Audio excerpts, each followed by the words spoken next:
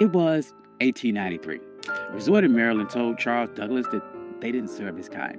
They thought by denying him a meal, they were putting him in his place. But he didn't argue. He didn't march. He walked down the beach, found the property line, and bought 40 acres right next door. He didn't ask for a seat at the table. He bought the ground the table was sitting on. This is the story of how Charles Douglas turned a restaurant rejection into the first black municipality in the state of Maryland. This is One Mite Black History, and if you like stories like this, you can find more stories like this at onemitehistory.com. But without further ado, let's get started.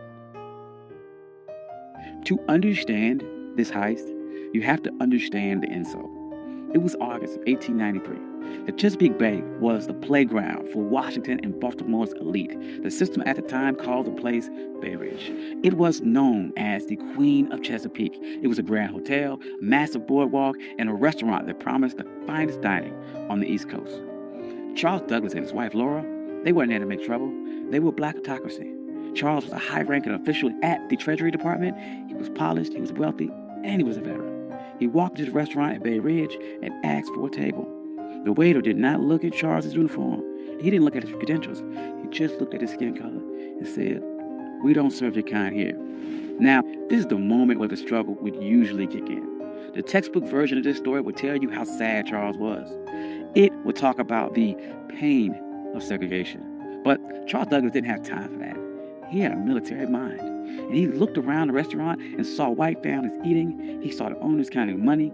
And he realized that their business was built on a territorial monopoly. They thought that they owned the prestige of the water. They thought by banning him, they were keeping the luxury for themselves. Charles walked out of that restaurant, but he did not leave the area. He walked down the beach, he crossed the property line, and he stood on the dirt right next to the people that insulted him.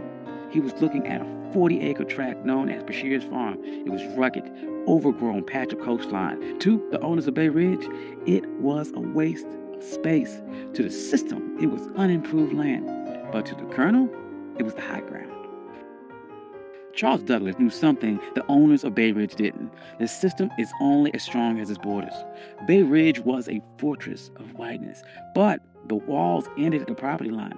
If Charles could control the land right next to them, he didn't need their permission to exist. He could create a parallel world that Jim Crow laws of public accommodations could not touch.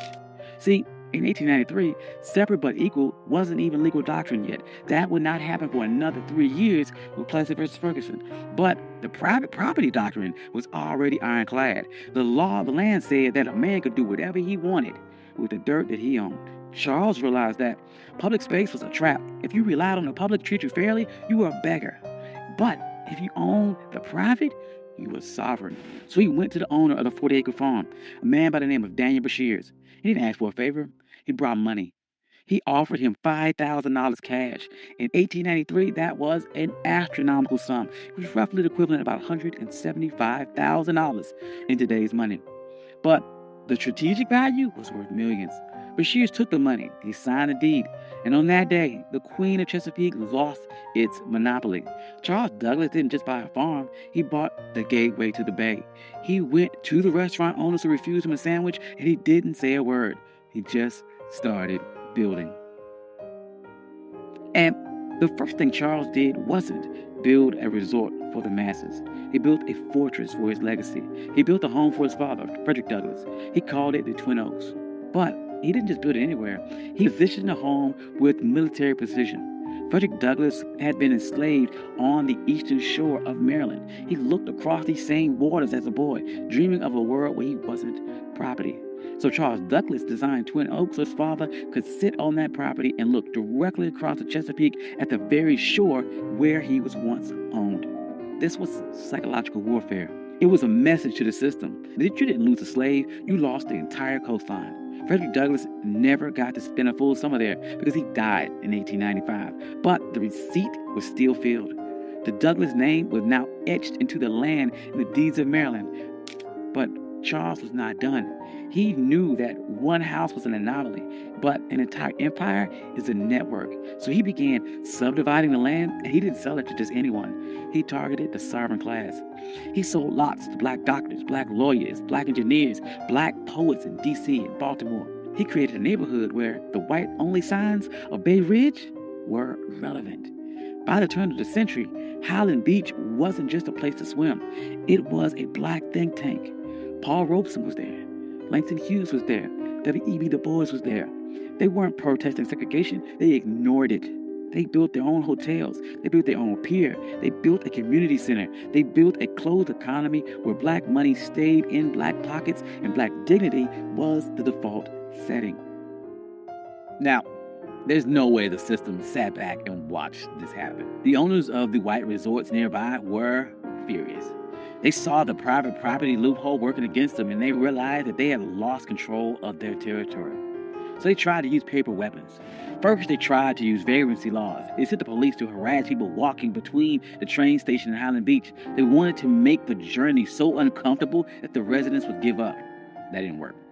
Highland Beach residents started their own shuttle service. They controlled the logistics. Then the white resort owners tried to use a legal glitch.